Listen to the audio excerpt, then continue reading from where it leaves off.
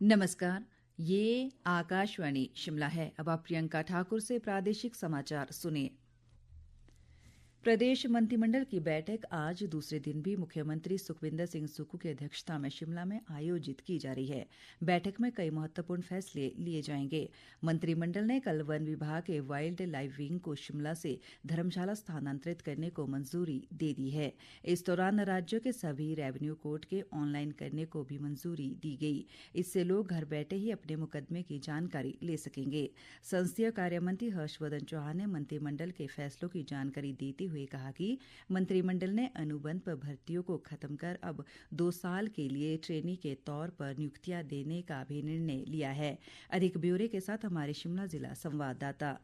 मुख्यमंत्री सुखविंदर सिंह सुक्खू की अध्यक्षता में आज दूसरे दिन भी लगातार कैबिनेट की बैठक सचिवालय में आयोजित होगी, जिसमें कई अहम निर्णय होंगे। सरकार कर्मचारियों की सेवानिवृत्ति की उम्र को 1 साल बढ़ाने को लेकर भी आज फैसला ले सकती है। इसके अलावा सेवानिवृत्ति के बाद कर्मचारियों को मिलने वाली 40% कम्यूटेशन को लेकर भी आज कैबिनेट में फैसला हो सकता है। वहीं कॉलेजों में नए शैक्षणिक सत्र में राष्ट्रीय शिक्षा नीति 2020 के तहत स्नातक डिग्री कोर्स में फिर से सेमेस्टर सिस्टम लागू करने पर भी आज सरकार अपना फैसला ले सकती है। बीते कल हुई कैबिनेट की बैठक में विभिन्न विभागों में कार्यरत चतुर्थ श्रेणी के अंशकालीन कर्मचारियों को दैनिक भोगी कर्मचारी में परिवर्तन करने का निर्णय लिया गया। इसके अलावा वन विभाग के वाइल्ड लाइफ विंग को शिमला से धर्मशाला शिफ्ट करने को लेकर भी कैबिनेट ने अपनी सहमति दी। साथ ही सरकार ने अनुबंध को खत्म कर ट्रेनी के तौर पर अब कर्मचारियों को 2 साल की नियुक्ति देने का निर्णय लिया है, जिसके बाद वे नियमित होंगे। आकाशवाणी समाचार के लिए शिमला से योगराज शर्मा।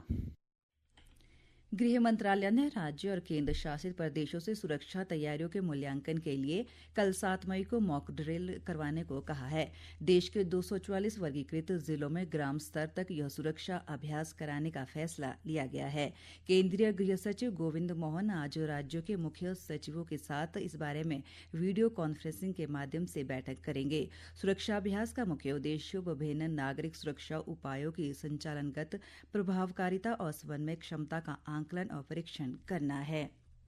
पहलगांव में हुए आतंकी हमले के बाद जम्मू के साथ लगते चंबा बॉर्डर पर बटालियन स्थापित करने की मांग एक बार फिर उठने लगी है। विधायक हंसराज ने कहा कि भाजपा ने इस मुद्दे को प्रमुखता से उठाया है। उन्होंने कहा कि खुफिया एजेंसियों के ये रिपोर्ट है कि जो पहलगांव में आतंकी घटना हुई है, तो ऐसे में आतंकी चंबा के साथ लगते जम्मू बॉर्डर की तरफ पलायन कर सकते हैं। उन्होंने कहा कि हालांकि बॉर्डर पर एसपीओ की तैनाती की गई है, लेकिन यहाँ स्थायी बटालियन होना बहुत जरूरी है। इस मांग को उन्होंने केंद्र सरकार के समक्ष भी उठाया है और उन्हें उम्मीद है कि इस दिशा में जल्द कोई आवश्यक कार्रवाई होगी।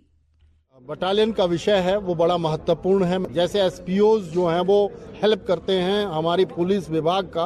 अभी भारत सरकार ने जो हमने एक चिट्ठी भेजी थी, इन्होंने आईटीबीपी कई इलाकों में डिप्लॉय की है, पर उसके साथ साथ मैंने ये भी कहा है कि हमारे जो पुलिस में जवान चंबा से भी सेवाएं दे रहे हैं और अन्य आप देखेंगे कि जिलों में लगभग हर जगह बटालियन हैं। तो एक बटालियन हमने ली भी थी, लेकिन सरकार जाने की वजह से वो ऊना और इधर उधर घूम रही है। तो हमने भारत सरकार को, जब माननीय जगत प्रकाश नड्डा जी यहाँ पर आए थे, हमने बड़ी जबरदस्त वकालत करी है और मुझे विश्वास है कि चंबा को भी बटालियन मिलेगी। वहीं इस मामले पर लोकसभा सांसद राजीव भारद्वाज ने कहा कि ये बहुत गंभीर मामला है और इस बारे में केंद्रीय गृह मंत्री से बात की जाएगी। उन्होंने स्थानीय विधायकों से भी प्रदेश सरकार से इस विषय में बात करने का आग्रह किया। इस मुद्दे को गृह मंत्री जी से भी उठाएंगे और इस मुद्दे को मुख्यमंत्री जी से भी उठाएंगे, क्योंकि ये चिंता का विषय है और बहुत पहले यहाँ दुर्घटना हो भी चुकी है। उग्रवादियों ने यहाँ पर भी नरसंहार किया था। इस नाते हिमाचल की सरकार को भी सजग रहना चाहिए और केंद्र से जो करने वाला होगा उसके लिए बड़े जोरदार शब्दों में आपकी आवाजें उठाई जाएगी। राजधानी शिमला से प्रदेश के अधिकांश क्षेत्रों में आज बादल छाए हुए हैं। राज्य में पिछले कुछ दिनों के दौरान कई स्थानों पर हुई ओलावृष्टि, आंधी और अंधड़ से कृषि और बागवानी को व्यापक नुकसान हुआ है और इससे प्रदेश भर में अधिकतर तापमान में 60 डिग्री तक गिरावट दर्ज की गई है।